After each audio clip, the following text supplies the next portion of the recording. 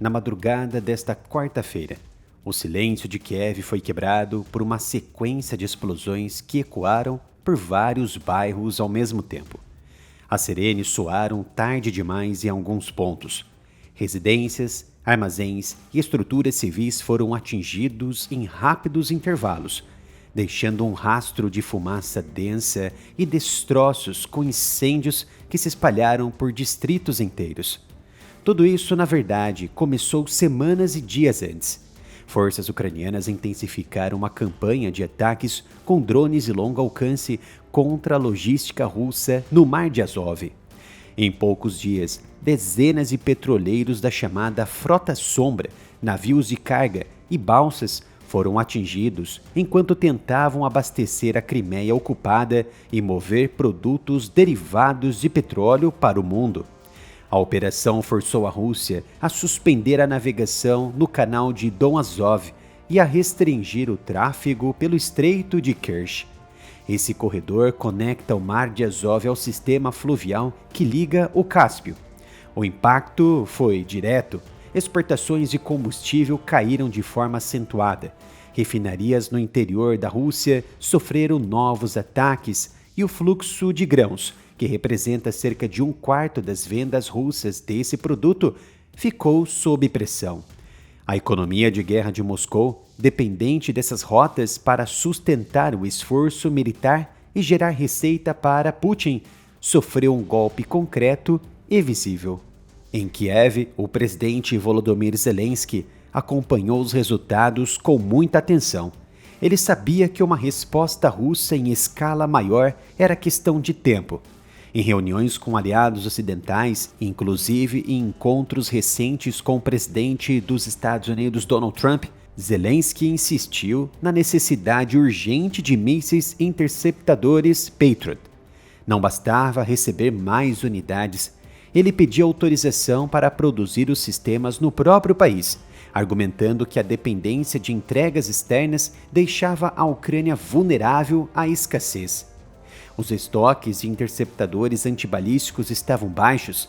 Sem eles, a defesa aérea ucraniana consegue lidar apenas com drones e mísseis de cruzeiro, mas enfrenta dificuldades muito graves contra armas balísticas de alta velocidade, aquelas que causam danos devastadores. A resposta russa não demorou. Chegou na madrugada desta quarta-feira pelo horário de Kiev. Segundo os últimos relatórios de autoridades ucranianas e canais de monitoramento, que informaram ao público minutos atrás, a Rússia lançou ao menos 28 mísseis de vários tipos em menos de 15 minutos. Um verdadeiro ataque colossal que saturou as defesas ucranianas. O pacote incluiu Iskander-M, mísseis convertidos e sistemas S-400 usados em função de ataque terrestre, mísseis hipersônicos Zircon e mísseis balísticos norte-coreanos, como o KN-23, também conhecidos como Hwasong-11A. Os lançamentos partiram de várias regiões ao mesmo tempo, como Briansk, Kursk e Rostov, são regiões na porção nordeste e norte da Ucrânia. O objetivo era saturar as defesas em múltiplas direções e reduzir o tempo de reação das baterias Patriot ainda operacionais da capital Kiev e do centro do país.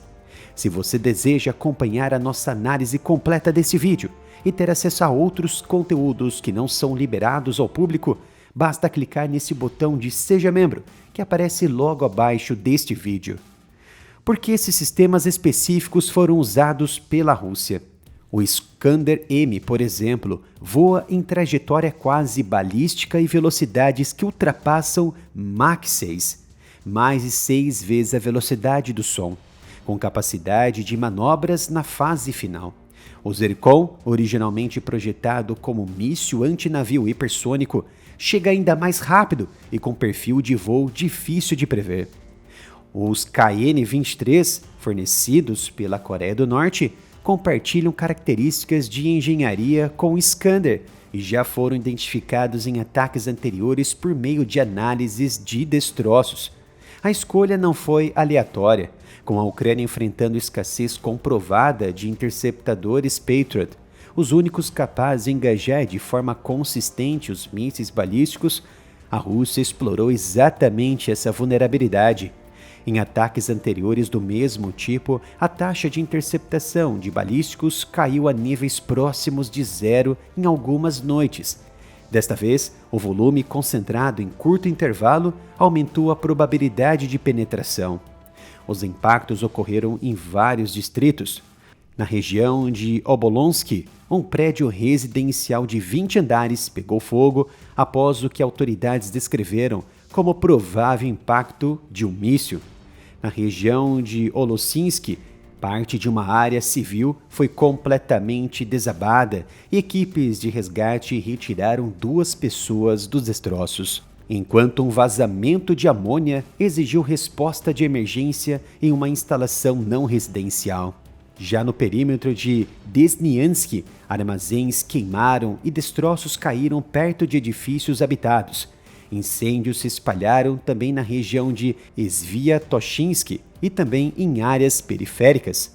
O prefeito Vitaly Klitschko confirmou uma morte, uma mulher, e pelo menos 12 feridos, entre eles um motorista de ambulância atingido durante as explosões. 7 locais diferentes foram atingidos. Imagens e relatos de equipes de resgate mostraram estruturas parcialmente destruídas, fumaça densa e moradores sendo retirados de áreas de risco. A defesa aérea ucraniana trabalhou sob pressão mais uma vez. Unidades interceptaram ameaças de drones a jato detectados sobre a margem esquerda do rio Dnipro, mas o volume de balísticos lançados em ondas rápidas superou a capacidade de resposta imediata. A escassez de mísseis interceptadores, repetidamente apontada por Zelensky por dados da Força Aérea Ucraniana em ataques recentes, tornou-se o fator decisivo. Sem estoques suficientes, as baterias precisam priorizar alvos, ou simplesmente não têm munição para engajar todas as ameaças simultâneas. Esse ataque se encaixa em um padrão que se consolidou ao longo de 2026. A Rússia passou a combinar drones em grande quantidade com salvas concentradas de mísseis balísticos e hipersônicos, buscando exatamente os pontos fracos da defesa. A Ucrânia, por sua vez, respondeu com a campanha no Mar de Azov e no interior da Rússia, atingindo a base econômica que financia o esforço de guerra. Cada lado eleva o custo para o outro. O resultado, nesta madrugada, foi um cenário de destruição em bairros residenciais de Kiev, com edifícios danificados, incêndios, mortes, feridos e a confirmação de que a vulnerabilidade aos mísseis balísticos permanece muito crítica. Se você deseja acompanhar a nossa análise completa desse vídeo e ter acesso a conteúdos exclusivos que não são tornados públicos, basta clicar nesse botão de Seja Membro. Quero saber a sua opinião. A escassez de mísseis Patriot é o fator decisivo que permite à Rússia manter ataques desse porte contra Kiev? Inscreva-se aqui no canal e ative as notificações para não perder os próximos vídeos.